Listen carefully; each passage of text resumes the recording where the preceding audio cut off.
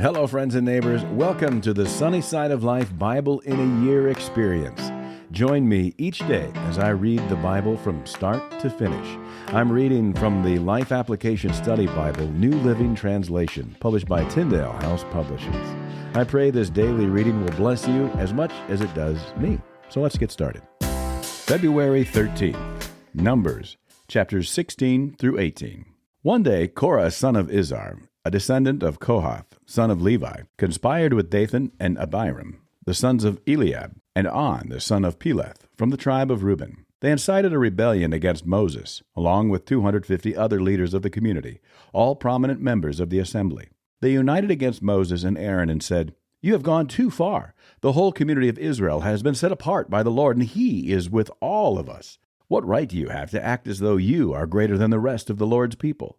When Moses heard what they were saying, he fell face down on the ground. Then he said to Korah and his followers, "Tomorrow morning the Lord will show us who belongs to Him and who is holy. The Lord will allow only those whom He selects to enter His own presence.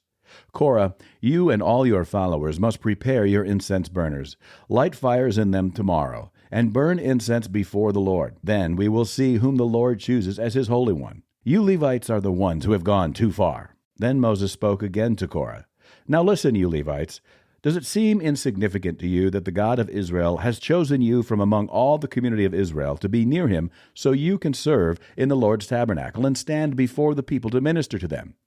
Korah, He has already given this special ministry to you and your fellow Levites. Are you now demanding the priesthood as well? The Lord is the one you and your followers are really revolting against. For who is Aaron that you are complaining about him?" Then Moses summoned Dathan and Abiram, the sons of Eliab. But they replied, "We refuse to come before you. Isn't it enough that you brought us out of Egypt, a land flowing with milk and honey, to kill us here in this wilderness, and that you now treat us like your subjects? What's more, you haven't brought us into another land flowing with milk and honey. You haven't given us a new homeland with fields and vineyards. Are you trying to fool these men? We will not come." Then Moses became very angry and said to the Lord, "Do not accept their grain offerings. I have not taken so much as a donkey from them, and I have never hurt a single one of them." And Moses said to Korah, "You and all your followers must come here tomorrow and present yourselves before the Lord. Aaron will also be here. You and each of your 250 followers must prepare an incense burner and put incense on it, so you can all present them before the Lord. Aaron will also bring his incense burner." So each of these men prepared an incense burner, lit the fire, and placed incense on it. Then they all stood at the entrance of the tabernacle with Moses and Aaron. Meanwhile, Korah had stirred up the entire community against Moses and Aaron, and they all gathered at the tabernacle entrance. Then the glorious presence of the Lord appeared to the whole community. And the Lord said to Moses and Aaron, "Get away from all these people so that I may instantly destroy them." But Moses and Aaron fell face down on the ground. "O God," they pleaded, "you are the God who gives breath to all creatures. Must you be angry with all the people when only one man sins?" And the Lord said to Moses, "Then tell all the people to get away from the tents of Korah, Dathan, and Abiram." So Moses got up and rushed over to the tents of Dathan and Abiram, followed by the elders of Israel. "Quick," he told the people, "get away from the tents of these wicked men and don't touch anything that belongs to them. If you do, you will be destroyed for their sins." So all the people stood back from the tents of Korah, Dathan, and Abiram. Then Dathan and Abiram came out and stood at the entrances of their tents, together with their wives and children and little ones. And Moses said, "This is how you will know that the Lord has sent me to do all these things that I have done, for I have not done them on my own. If these men die a natural death, or if nothing unusual happens, then the Lord has not sent me. But if the Lord does something entirely new, and the ground opens its mouth and swallows them up and all their belongings, and they go down alive into the grave, then you will know that these men have shown contempt for the Lord." He had hardly finished speaking the words when the ground suddenly split open beneath them. The earth opened its mouth and swallowed the men, along with their households and all their followers who were standing with them, and everything they owned. So they went down alive into the grave, along with all their belongings. The earth closed over them, and they all vanished from among the people of Israel. All the people around them fled when they heard their screams. "The earth will swallow us too," they cried. Then fire blazed forth from the Lord and burned up the 250 men who were offering incense. And the Lord said to Moses, "Tell Eleazar, son of Aaron the priest, to pull all the incense burners from the fire, for they are holy. Also tell him to scatter the burning coals." Take the incense burners of these men who have sinned at the cost of their lives, and hammer the metal into a thin sheet to overlay the altar. Since these burners were used in the Lord's presence, they have become holy. Let them serve as a warning to the people of Israel." So Eleazar the priest collected the 250 bronze incense burners that had been used by the men who had died in the fire, and the bronze was hammered into a thin sheet to overlay the altar. This would warn the Israelites that no unauthorized person, no one who was not a descendant of Aaron, should ever enter the Lord's presence to burn incense. If anyone did, the same thing would happen to him as happened to Korah and his followers. So the Lord's instructions to Moses were carried out. But the very next morning, the whole community of Israel began muttering again against Moses and Aaron, saying, "You have killed the Lord's people." As the community gathered to protest against Moses and Aaron, they turned toward the tabernacle and saw that the cloud had covered it, and the glorious presence of the Lord appeared. Moses and Aaron came and stood in front of the tabernacle, and the Lord said to Moses, "Get away from all these people so that I can instantly destroy them."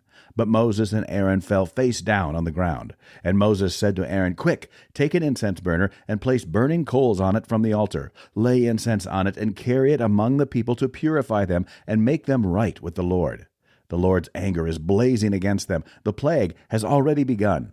Aaron did as Moses told him and ran out among the people. The plague had already begun to strike down the people, but Aaron burned the incense and purified the people. He stood between the dead and the living, and the plague stopped. But 14,700 people died in that plague, in addition to those who had died in the affair involving Korah. Then, because the plague had stopped, Aaron returned to Moses at the entrance of the tabernacle. Then the Lord said to Moses, "Tell the people of Israel to bring you 12 wooden staffs, one from each leader of Israel's ancestral tribes, and inscribe each leader's name on his staff.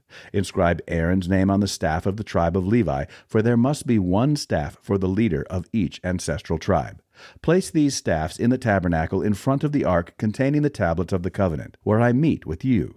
Buds will sprout on the staff belonging to the man I choose. Then I will finally put an end to the people's murmuring and complaining against you." So Moses gave the instructions to the people of Israel, and each of the 12 tribal leaders, including Aaron, brought Moses a staff. Moses placed the staffs in the Lord's presence in the tabernacle of the covenant. When he went into the tabernacle of the covenant the next day, he found that Aaron's staff, representing the tribe of Levi, had sprouted, budded, blossomed, and produced ripe almonds. When Moses brought all the staffs out from the Lord's presence, he showed them to the people. Each man claimed his own staff, and the Lord said to Moses, "Place Aaron's staff permanently before the Ark of the Covenant to serve as a warning to rebels. This should put an end to their complaints against me and prevent any further deaths." So Moses did as the Lord commanded him. Then the people of Israel said to Moses, "Look, we are doomed, we are dead, we are ruined. Everyone who even comes close to the tabernacle of the Lord dies. Are we all doomed to die?" Then the Lord said to Aaron, "You and your sons and your relatives from the tribe of Levi will be held responsible for any offenses related to the sanctuary. But you and your sons alone will be held responsible for violations connected with the priesthood. Bring your relatives of the tribe of Levi, your ancestral tribe, to assist you and your sons as you perform the sacred duties in front of the tabernacle of the covenant. But as the Levites go about all their assigned duties at the tabernacle, they must be careful not to go near any of the sacred objects or the altar. If they do, both you and they will die. The Levites must join you in fulfilling their responsibilities for the care and maintenance of the tabernacle, but no unauthorized person may assist you. You yourselves must perform the sacred duties inside the sanctuary and at the altar. If you follow these instructions, the Lord's anger will never again blaze against the people of Israel. I myself have chosen your fellow Levites from among the Israelites to be your special assistants. They are a gift to you, dedicated to the Lord for service in the tabernacle. But you and your sons, the priests, must personally handle all the priestly rituals associated with the altar and with everything behind the inner curtain. I am giving you the priesthood as your special privilege of service. Any unauthorized person who comes too near the sanctuary will be put to death." The Lord gave these further instructions to Aaron. "I myself have put you in charge of all the holy offerings that are brought to me by the people of Israel. I have given all these consecrated offerings to you and your sons as your permanent share. You are allotted the portion of the most holy offerings that is not burned on the fire. This portion of all the most holy offerings, including the grain offerings, sin offerings, and guilt offerings, will be most holy, and it belongs to you and your sons. You must eat it as a most holy offering. All the males may eat of it, and you must treat it as most holy. All the sacred offerings and the special offerings presented to me when the Israelites lift them up before the altar also belong to you. I have given them to you and to your sons and daughters as your permanent share. Any member of your family who is ceremonially clean may eat of these offerings. I also give you the harvest gifts brought by the people as offerings to the Lord, the best of the olive oil, new wine, and grain. All the first crops of their land that the people present to the Lord belong to you. Any member of your family who is ceremonially clean may eat this food. Everything in Israel that is specially set apart for the Lord also belongs to you. The firstborn of every mother, whether human or animal, that is offered to the Lord will be yours. But you must always redeem your firstborn sons and the firstborn of ceremonially unclean animals. Redeem them when they are 1 month old. The redemption price is 5 pieces of silver, as measured by the weight of the sanctuary shekel, which equals 20 gerahs. However, you may not redeem the firstborn of cattle, sheep, or goats. They are holy and have been set apart for the Lord. Sprinkle their blood on the altar and burn their fat as a special gift, a pleasing aroma to the Lord. The meat of these animals will be yours, just like the breast and right thigh that are presented by lifting them up as a special offering before the altar. Yes, I am giving you all these holy offerings that the people of Israel bring to the Lord. They are for you and your sons and daughters to be eaten as your permanent share.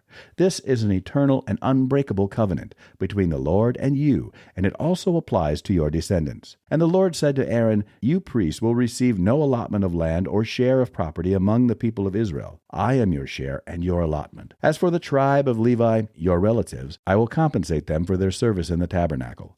Instead of an allotment of land, I will give them the tithes from the entire land of Israel. From now on, no Israelites except priests or Levites may approach the tabernacle. If they come too near, they will be judged guilty and will die. Only the Levites may serve at the tabernacle, and they will be held responsible for any offenses against it. This is a permanent law for you to be observed from generation to generation. The Levites will receive no allotment of land among the Israelites, because I have given them the Israelites' tithes, which have been presented as sacred offerings to the Lord. This will be the Levites' share. That is why I said they would receive no allotment of land among the Israelites. The Lord also told Moses, Give these instructions to the Levites. When you receive from the people of Israel the tithes I have assigned as your allotment, give 1/10 of the tithes you receive, a tithe of the tithe, to the Lord as a sacred offering. The Lord will consider this offering to be your harvest offering, as though it were the first grain from your own threshing floor or wine from your own winepress. You must present 1/10 of the tithe received from the Israelites as a sacred offering to the Lord. This is the Lord's sacred portion, and you must present it to Aaron the priest. Be sure to give to the Lord the best portions of the gifts given to you. Also, give these instructions to the Levites. When you present the best part as your offering, it will be considered as though it came from your own threshing floor or winepress. You Levites and your families may eat this food anywhere you wish, for it is your compensation for serving in the tabernacle. You will not be considered guilty for accepting the Lord's tithes if you give the best portion to the priests. But be careful not to treat the holy gifts of the people of Israel as though they were common. If you do, you will die. That's it for today, friends. Feel free to read ahead on your own. Before I go, let's share the Lord's Prayer together. Our Father who art in heaven, hallowed be thy name. Thy kingdom come, thy will be done, on earth as it is in heaven. Give us this day our daily bread, and forgive us our trespasses, as we forgive those who trespass against us. Lead us not into temptation, but deliver us from evil. For thine is the kingdom, and the power, and the glory forever.